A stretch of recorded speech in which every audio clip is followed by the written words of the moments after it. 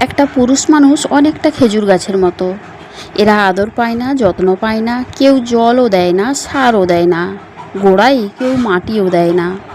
নিজের পায়ের তলার মাটি নিজেই শক্ত করে অযত্নে অবহেলায় বেড়ে ওঠে। বেড়ে ওঠার পর তার কাছে প্রত্যাশা অনেক থাকে। তার ফল খুব মিষ্টি, তার রসের জন্য হাহাকার। তার রসের গুড় চিনির চেয়ে অনেক গুণ বেশি উপকারী। রসের জন্য তাকে বছরের পর বছর ক্ষতবিক্ষত করা হয়। যতদিন বেঁচে থাকে তাকে কাটা হয়, তার রস এক ফোঁটা করে নিংড়ে নেওয়া হয়। রস নেওয়া শেষ হয়ে গেলে তার আর কোনো কদর থাকে না। একাকী, অযত্নে, অবহেলায় পড়ে থাকে। জীবন শেষ করার পর জ্বালানি কাঠ হিসেবে তাকে কাজে লাগানো হয়। মাছ ধরার ফাঁদ হিসেবেও সে অনবদ্য।